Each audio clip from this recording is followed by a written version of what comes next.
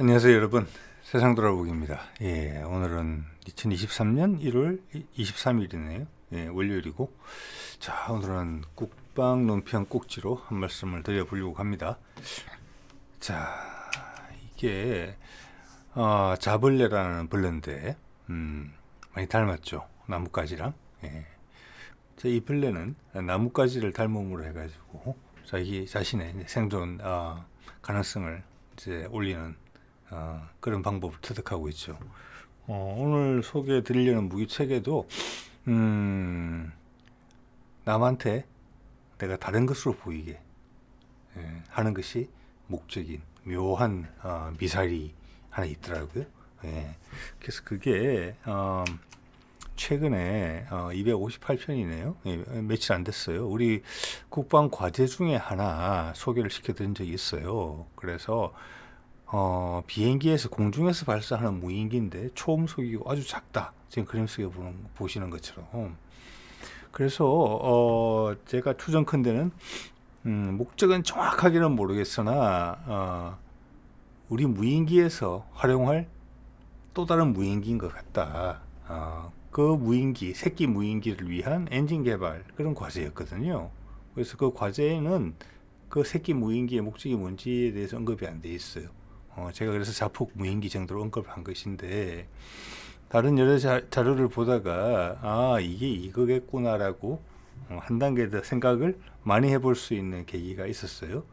그래서 정답은 아니겠지만 그 방향일 가능성도 있다.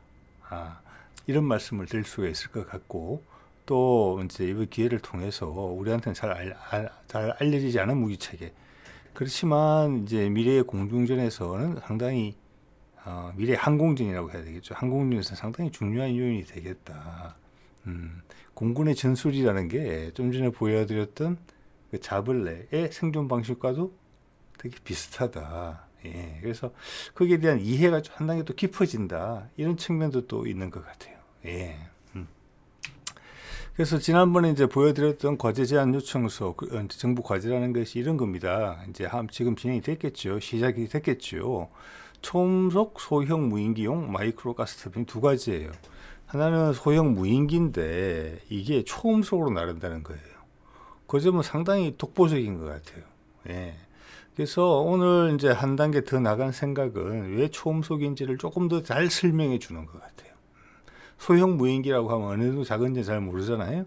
그런데 우리가 알고 있는 기존의 무인기보다는 훨씬 작은 무인기입니다. 기존의 무인기에서 발사할 수 있는 무인기예요.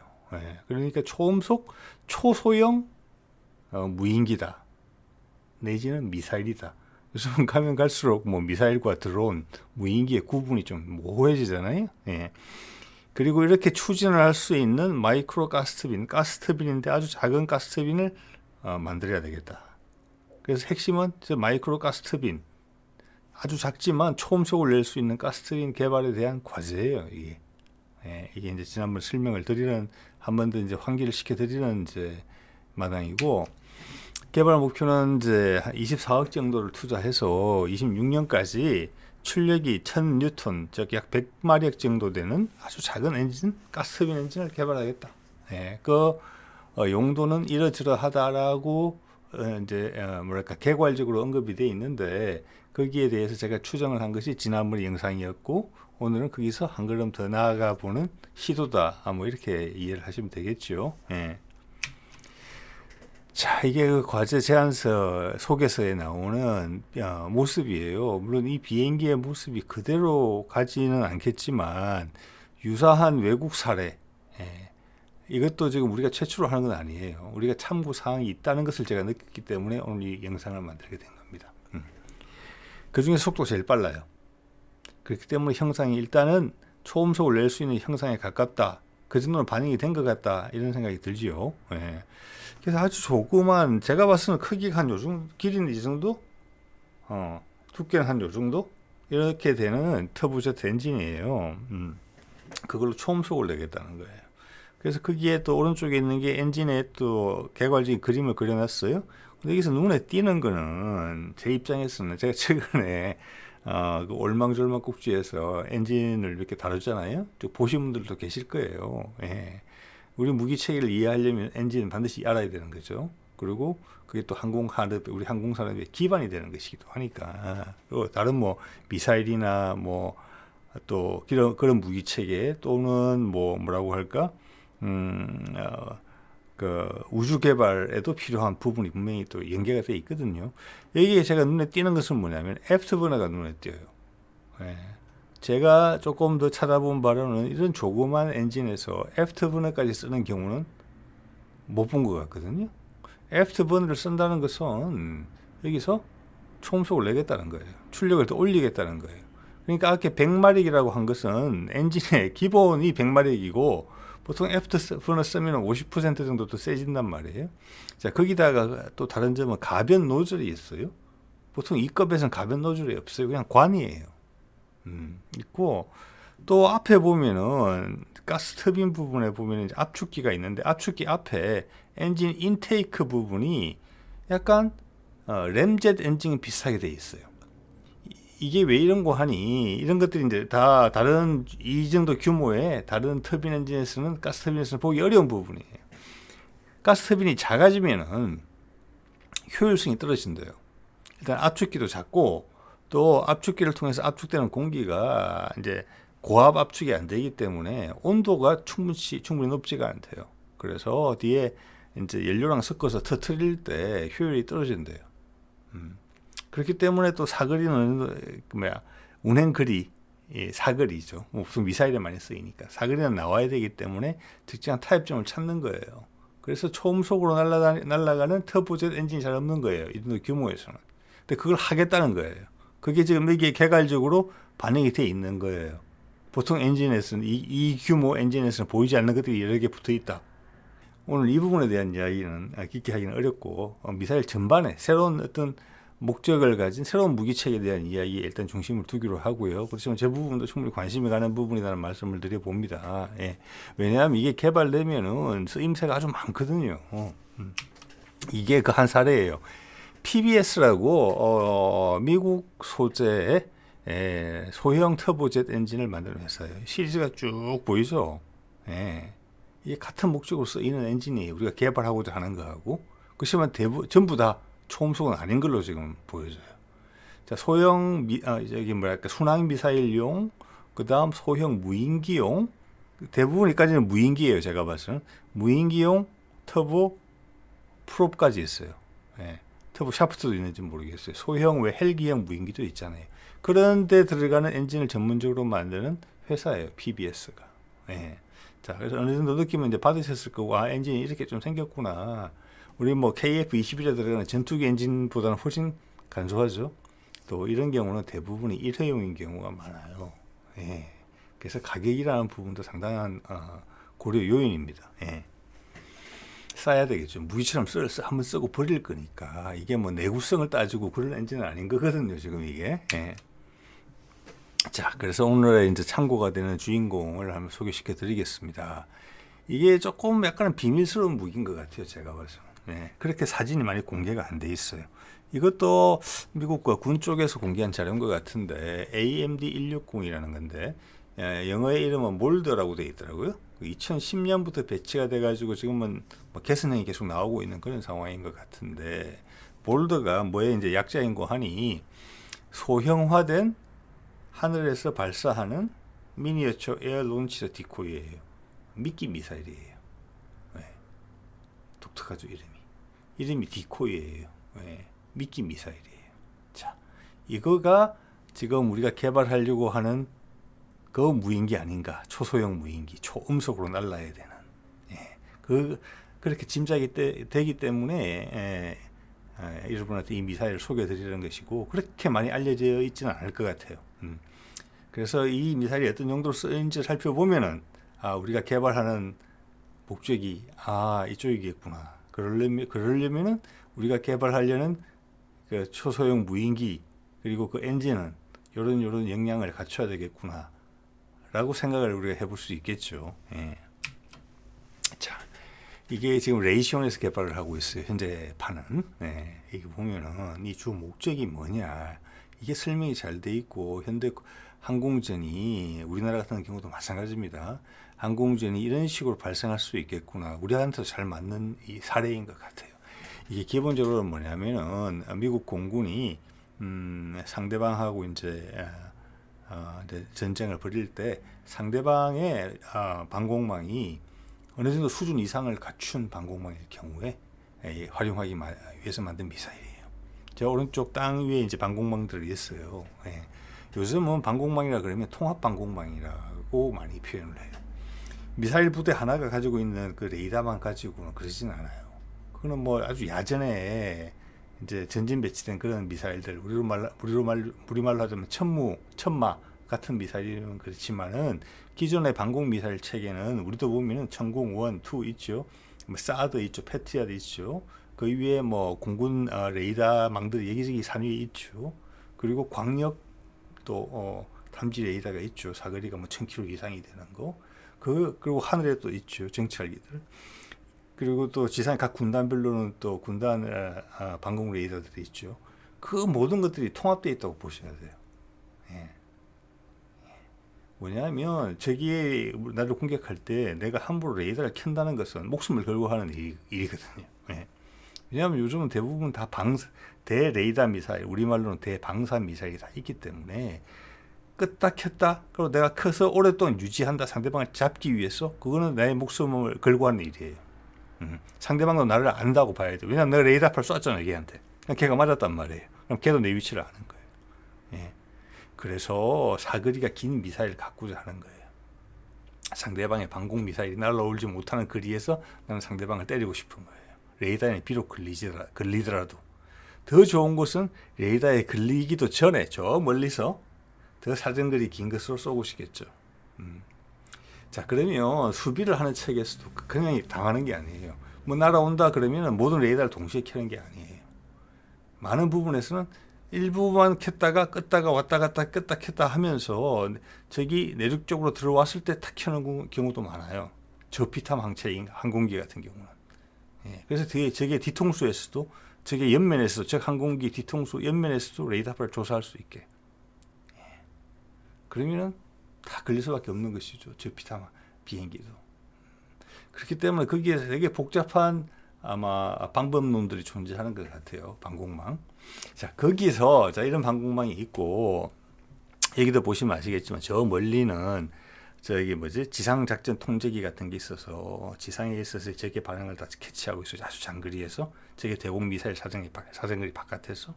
또 여기에는 뭐 표시는 안 돼 있지만 신호 탐색기, 정보 탐색기, 도청용 비행기들이 있잖아요. 우리도 있죠. 예, 미국도 있고 도청을 하는 거죠. 신호도 도청하고.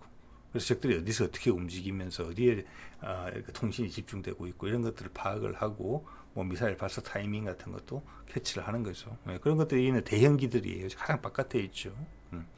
이런 걸 격추시키기 위해서 만든 게 이제 러시아의 S-400이나 S-500 미사일들이 최장거리 사정거리를 가지고 400km, 500km 이런 걸 격추하기 위해서 있는 거죠. 자, 일반적인 경우에는 그 앞에는 전투기들이 일선에 배치가 돼요. 그죠? 전투기들은 저게 방공망 외부로 들어가야 되고 이때부터는 목숨이 간당간당한 거죠. 자, 여기서 조건은 아까도 말씀드렸지만 상대방이 체계가 잡힌 통합 방공망을 가지고 있다고 봐야 되는 거예요. 그럼 나의 손실을 강요하는 거예요. 자, 여기서 하나 회피할 수 있는 방안이 뭐냐? 상대방의 레이더를 켜게 만드는 거예요. 한 걸음 더 나아가서 그들이 가짜 목표를 보고 사격까지 하게 만드는 거예요. 그러면 저피탐일 가능성이 높은 나의 공격기는 저기 레이더망 안이나 이런 데서 자기의 그 레이더 반사 면적을 가장 낮게 유지하고 있다가 상대방이 레이더를 켜거나 미사일을 발사하면 그 자리를 요격하게 되는 거예요. 자, 그러면 나의 역할을 할 수 있는 가짜 미끼가 필요해요. 그게 오늘의 주제인 디코이 미사일이에요. 가짜 미사일. 예. 그래서 이거는 이 미사일은 편대 비행까지예요. 그리고 자기가 조그만 미사일이거든요. 2, 3m밖에 안 되는. 그런데 어떨 때에 따라서는 B-52 폭격기 같은 그런 레이더 반사 면적을 만들어내기도 해요. 그럼 거기 속도도 맞춰야 되겠죠. 고도도 맞추고. 그래야지 상대방이 완전히 쏘을 거잖아요. 와, B-52 편대가 온다. 이렇게 믿어야 되는 거예요. 비상이 걸리고 거기에 대해서 요격 미사일을 발사하고 하게 만드는 거예요. 그리고 정작 우리 아군의 주 전력은 숨어 있는 것이죠. 예. 뭐 저피탐 항공기 형태로 하면 제일 좋겠죠. 또 저게 본격적인 레이더망 바깥에서 딱 숨어 있어요. 적이 발견되면 장거리 타격 무기로 공격하는 것이고 대표적인 것이 대레이더 미사일이 되겠죠. 또 한편은 내가 나는 F-35처럼 행동하고 싶어. 레이더 면적을 반사 면적을 다 낮추는 거예요. 그리고 조금 기동력이 빠른 비행기처럼 움직이는 거예요. 살짝 제공해서. 그럼 상대방이 딱 보고 다 안단 말이에요. 속도, 레이더 반사파, 우리 지문처럼. 그죠? 우리 잠수함도 음탐을 다 하잖아요. 그럼 잠수함별로 소리가 다 다르단 말이에요. 저기 함정도. 그걸 평소에 평화시에도 다 다니면서 그걸 수집해 놓는 거란 말이에요. 항공기도 마찬가지거든요. 지문처럼 다 간단 말이에요. 그러니까 가짜 흉내를 내는 거예요. 이번엔 F-35, 다음에는 F-15, 그 다음 이번에는 수송기, 폭격기, 고도하고 속도, 움직이는 방식도 맞추겠죠. 그리고 편대 구성도 맞추겠죠. 예. 그렇게 해서 헷갈리게 하는 미사일. 이것이 오늘 주제인 디코이 미사일이고, 미국의 AMD-166이라는 미사일이 있다. 몰드라는. 예. 이 말씀을 드리는 것이고, 우리가 개발 중인 무인기가 이 목적으로 만들어지는 것 같다라는 게 제 생각입니다. 네. 자, 이 정도 말씀드렸으니까 이 미사일의 목적이 뭔지는 대충 느낌 오셨을 것이라고 보고, 실제로 이런 곤충들 사이에서나 발견되는 남을 흉내내는 거, 예? 남의 눈을 헷갈리게 하는 거, 그러면서 나의 생존을 보장받는 이런 기술들이 이 항공진에서 사용된다는 게 놀랍다. 이렇게 생각하시는 분도 있으리라고 봅니다. 예. 자, 이게 그 미사일의 내부 구조예요. 뭐 그렇게 크지는 않아요. 무게는 한 250파운드니까 한 100kg 좀 남짓되는 것이고, 기동성은 2G 정도 되니까 그렇게 고기동하는 미사일은 아니네요. 예. 그리고 터보젯 엔진이고, 비행기 형상을 봤을 때 빨리 날릴 수 있는 그런 미사일은 아니죠. 뭐 미사일인지 비행기인지 말이 좀 헷갈리는데 상관없다고 봅니다. 자, 그래서 딱 전형적인 토마호크 미사일이나 우리 타우루스 미사일 같은 그런 순항 미사일 형상을 갖고 있고 훨씬 작아요. 가볍고. 그죠? 예. 그래서 속도는 아음속일 것이다라고 봐지고, 위에 내부 구조의 제일 앞에 보면 페일로드라고 되어 있죠. 자, 앞부분에 보통 무장이 들어가는 부분이잖아요. 아니면 탐색기가 들어가고 이런 부분인데, 저기는 그냥 페일로드, 뭔지는 모르겠지만 뭐가 들어가는 거죠. 이 부분에 뭐가 들어가느냐면은 이제 레이더를 발생기가 들어가는 거죠. 예. 상대방, 난 작잖아요, 지금. 작고, 이런 것들은 전부 다 그 복합 소재로 만들어져서 이 자체는 아주 저피탐이에요. 크기도 아주 작잖아요. 거기서 나를 있어 보이게 만드는 그 전자파를 만드는 부분이 저기라고 생각을 합니다. 그래서 이거는 폭약은 없어요, 이 미사일은. 미사일인데. 그래서 미사일의 정의를 어디에 두느냐에 따라서 이걸 뭘로 불러야 될지 상당히 헷갈리는 부분이 있어요. 예. 그래서 이것도 이제 개선형이 나오는데, 최근에 개선형은 뭐냐면은 크기를 키웠어요. 그래서 엔진의 출력을 높여요. 그래서 오히려 오랫동안 떠 있게 만들어요. 더 멀리 갈 수도 있게. 예. 그래야 더 비행기처럼 보이겠죠. 상대방도 속지 않으려고 할 거 아니에요. 이 무기를 가지고 있는 걸 아는데. 예. 적절한 레이더파를 만들어서 상대방이 나를 다른 미사일로 헷갈리게 이제 만드는 것에서 한 걸음 더 나가서, 요즘 이제 전자기술 자꾸 발달하고 저런 부분 자꾸 작아지잖아요. 뭐 A사 레이더 같은 것도 같은 방식이죠. 훨씬 더 작은 크기에 강력한 출력을 낼 수 있게 됐기 때문에 저 자체를 전자전기로도 쓰는 것 같아요. 상대방의 특정 지역, 특정 레이더를 먹통으로 만드는 용도로도. 그죠? 나를 다른 식으로 오해시키게 하기도 하고, 또 상대방을 먹통으로 만들게 해요. 예. 월남전의 그 전자전 사례를 보면은 어떤 특정 하늘의 대부분이 그냥 하얀색으로 보이거든요. 보통은 목표점을 찾으려면 요 정도 점으로 딱딱딱 보여야 되는데, 이게 막 이만하게 보이는 거예요. 그래서 어디 있는지 모르죠. 전자전을 수행하는 방법은 여러 가지가 있는 것 같습니다. 예. 가짜 신호를 보내는 것도 한 방법이고, 또는 어떤 특정 신호를 너무 크게 광력으로 보이게 해서 상대방이 나를 조준하지 못하게 하는 것도 있고, 네, 뭐 다른 여러 가지 방법도 있는 것 같아요. 자, 그래서 이거는 그런 용도로 쓰인다. 나를 돋보이게 할 수도 있고, 나를 숨겨서 상대방 거를 먹통으로 만들 수도 있고, 얘는 스텔스로 그냥 갈 수도 있는 거예요. 예. 필요할 때 껐다 켰다 할 수 있는 거죠. 자, 이런 이제 미끼 미사일이에요. 자, 여기 들어가는 미사일이, 죄송합니다. 여기에 들어가는 엔진이 아까 PBS의 여러 가지 그 엔진들을 보여드렸는데 그 중에 하나인 TJ150 터보젯 엔진이 들어가요. 이게 100에서 한 뭐 자료마다 조금씩 다른 것 같아요. 이게 뭐 민수용하고 또 뭐 군남용이 엔진이 사양이 다른지는 모르겠습니다만 100에서 170마력 정도로 나오고 있어요. 이게 지금 우리가 딱 보고 있는 그 엔진의 규모예요. 출력에 아까 그 1000뉴턴 이하, 즉 100마력. 그런데 아마 애프터버너 들어가고 그러면 우리도 170마력 정도 나오겠죠. 거기다가 우리는 그 초음속으로 만들겠다고 했고 아까 덧붙여진 몇 가지가 있었죠. 엔진이 좀 더 고급스럽게 돼 있죠. 복잡하게 돼 있고 그래서 그거는 비밀이고 그거는 개발을 하고 있겠죠. 그래서 그거는 아마 제가 추정컨대는 램젯 엔진의 기술을 좀 활용한 것 같다. 즉 압축을 더 많이 공기를 더 많이 넣는 거예요. 같은 엔진에. 그리고 온도도 많이 올리고 그래서 파워를 더 키운 거 아닌가. 작은 엔진에 이런 추정을 해보게 돼요. 그래서 이제 이런 거는 우리도 뭐 해성 대한 미사일 이런 거에도 썼고 그랬기 때문에 아주 낯설지는 않을 거예요. 기본적인 형은 그렇기 때문에 뭐 그렇게 지금 20매듭 갖고 만드는 거잖아요. 6년 동안.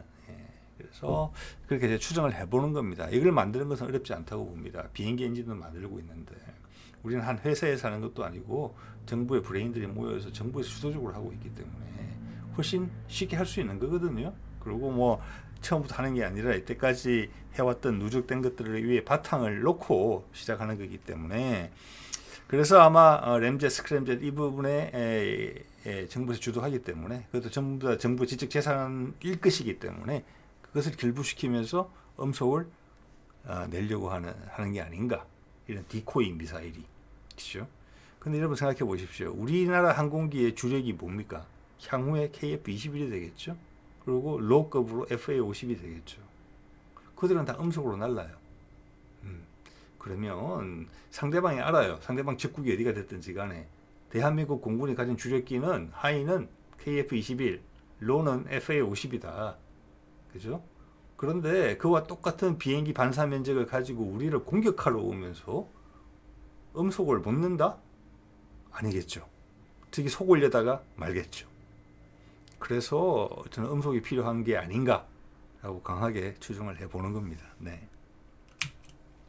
자, 이 터보젯 엔진의 내부 사진인데 제가 최근에 엔진 몇 번 다뤘기 때문에 이게 이제 토를 좀 달아보자면은 오른쪽에서 공기가 들어오는 데인데 지금 이렇게 임펠러 형식의 압축기가 되어 있죠. 단순화된 형태고 터보 프롭이나 터보 샤프트 엔진에 많이 들어있고 소형 엔진에 많이 들어있죠.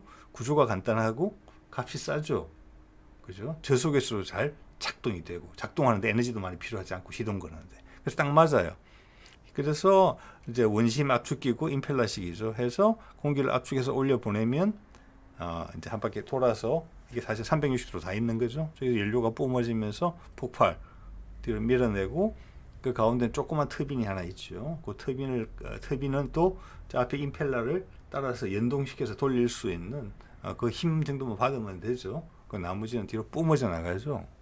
그래서 출력이 발생하는 이런 식인데 아까 연구 과제 소개서에서 보여준 그림은 이거보다 훨씬 복잡하다는 거죠. 제가 보기에는. 그렇기 때문에 같은 크기에서 초음속을 낼 수 있는 게 아닌가. 왜 초음속이 필요한가? 왜 그러느냐?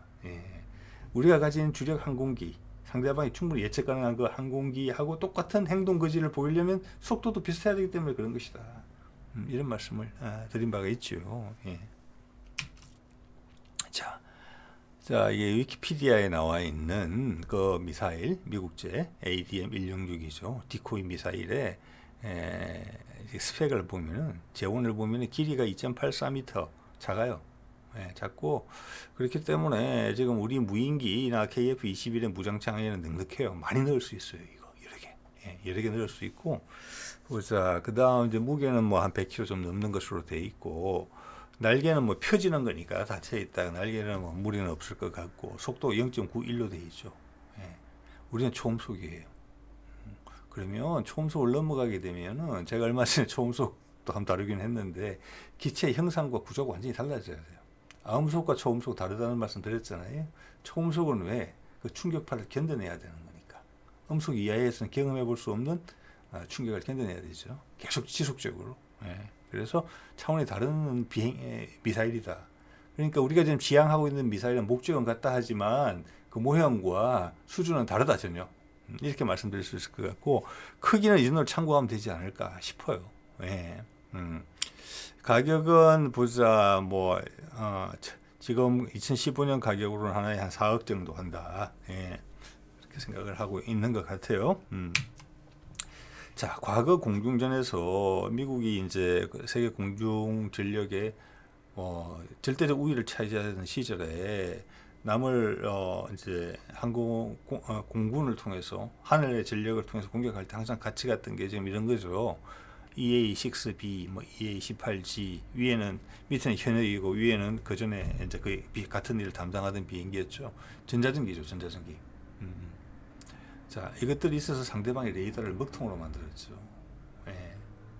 그리고 상대방 레이더 기지를 이제 같이 가던 다른 비행기들은 그 함 미사일이라고 그러죠. 대방사 미사일을 발사해서 그걸 레이더의 정보를 레이더의 발신지를 쫓아가서 맞추는 거잖아요.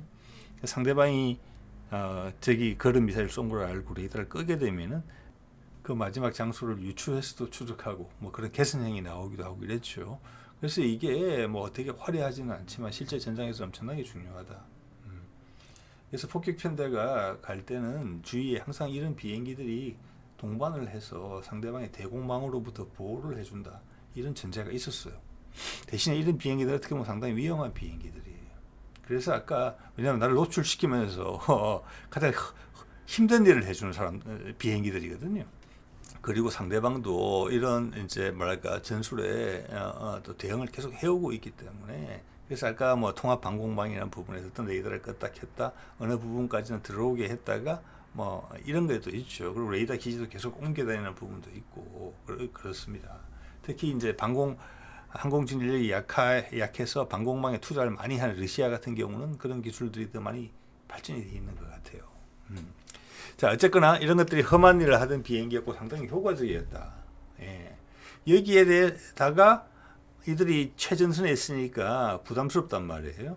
여기에 달아주기 위해서 만든 미사일 ADM-166 같이 오늘 말씀드리고 있는 디코이 미사일이에요. 얘는 숨어 있고 그 미사일을 최전선으로 보내서 상대방을 노출시키는 거예요. 그리고 그들 미사일 자체가 제밍도 하고 물론 이런 전용기에 비해서는 출력은 약하지만 국지적으로는 충분히 많이 활용할 수 있고 여러 대를 또 미사일은 사람이 안 타고 있잖아요. 날려보낼 수 있으니까 그런 방법론적인 면에서는 충분히 고민이 되어 있겠죠. 그리고 그런 기능을 부여한 거 봐서는 그런 전술적 뒷받침도 마련되어 있다 이렇게 생각해 볼 수가 있어요. 예. 자, 그래서 이런 비행기들이 하던 일들을 그 미사일들이 더 촉진시킨다라고 볼 수 있어요. 촉진시킨다. 예. 옛날에 위력 정찰이라는 말이 있었어요. 요즘은 그런 말 없는 것 같아요. 육군들에서 조그만 장갑차 같은 게 기동성 좋은 장갑차가 적진 앞으로 싹 지나가 보는 거예요. 이렇게. 그래서 적당히 공격도 해보는 거예요. 그래서 상대방이 반격이 오는 것을 보고 이게 적군이 있다라고 확인하는 거예요. 그리고 자기는 도망쳐 나오는 거죠. 목숨 걸고 하는 일이죠. 이게 위력 정찰이에요. 그래서 실제 항공전에서도 그런 부분이 필요하다는 거죠. 저게 레이더 기지가 어디 있는지를 알려면 내가 몸으로 들어가서 쑥 지나가 봐야지 상대방을 반응을 하니까 상대방도 레이더를 켜는 순간 자기들이 위험에 노출된다는 걸 알고 있단 말이에요.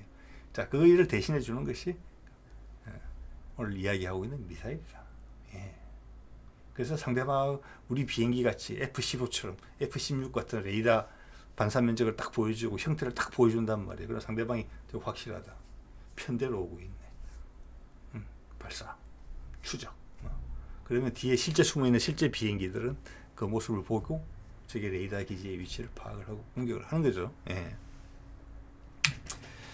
자, 이게 이제 그 레이더를 추적하는 대방사 미사일이고 지금은 이제 이게 후속형이 지금 나오고 개발 중인 것 같아요.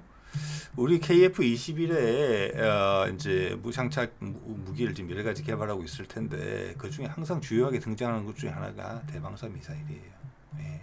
이거는 이제 우리는 함 이거 말고 지금 미국이 후속으로 개발하고 있는 거 그 미사일을 일단 모델을 본보기로 삼은 것 같아요. 분위기를 봐서는. 자, 그러면 이걸 우리가 가진 다른 무기 체계하고 연결을 해보면 상당히 재밌어집니다. 이야기가. 예. 이게 이제 우리가 지금 무인기에 두 가지가 등장을 했죠. KUSFC가 있고 로얄 윙맨이라고 LW가 또 얼마 전에 공개가 됐죠. 역할은 좀 다른 것 같아요. 제가 봐서는. 로얄 윙맨 같은 경우는 전투기의 숫자 KF-21의 숫자를 늘린다는 의미가 강한 것 같아요. 손오공의 머리카락 분신술처럼. 그렇지만 KUSFC는 뒤에 꼬리 날개도 없단 말이에요. 이거는 전면에서 보든 측면에서 보든 뒷면에서 보든지 간에 레이더 피탄 면적이 아주 낮아요. KF-21이나 로얄 윙맨 같은 경우는 전면은 낮출 수 있어요. 그렇지만 측면과 뒷면은 안 돼요. 예. 그거는 많은 비행기들이 그래요. 예. 튀어나온 부분이 보이니까. 예.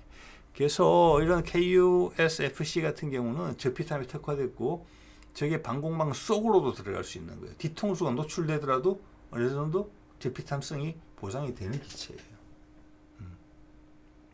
그렇기 때문에 특히 개전 초기에 저게 정밀 타격 같은데 활용될 가능성이 많은 거예요. 그래서 이게 국한된 건 아니겠지만 이런 무인기의 내부 무장창에 이런 미끼 미사일이 들어간다. 미국은 아직도 유인기에서 미사일을 달아서 미끼 미사일을 발사하는데 우리는 무인기에서 발사하는 걸 고민하고 있는 것으로 보인다라고 제가 추측하는 거예요. 그러면 유인 항공기의 안전도는 훨씬 더 한 단계 더 보장이 되겠죠.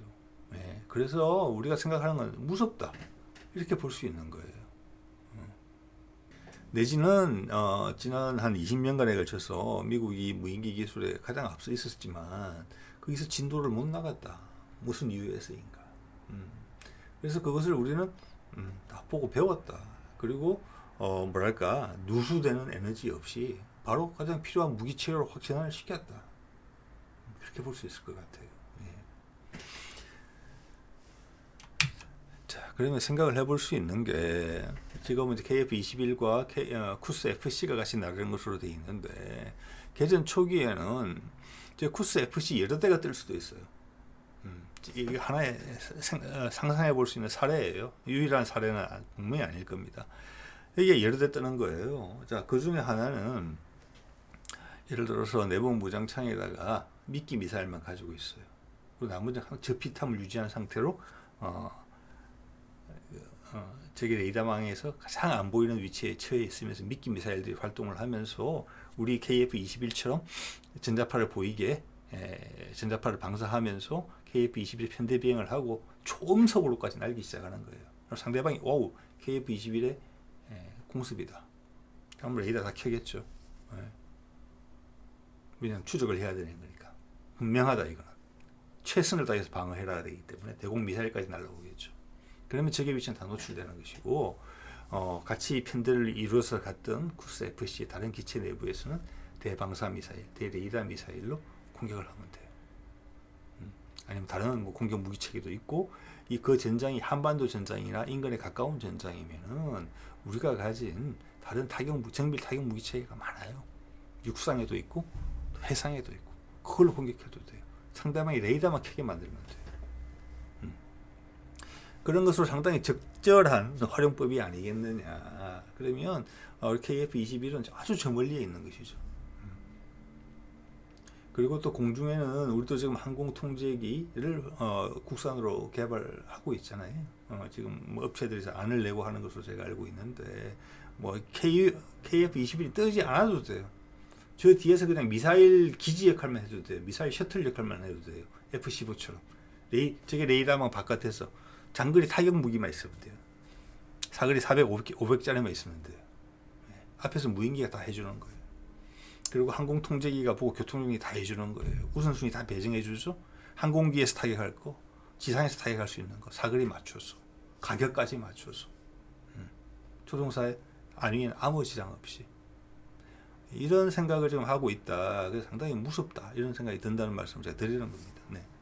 그리고 이게 기술적으로 다 구현이 가능한 부분인데 진도를 못 나갔다. 미국 같은 경우는.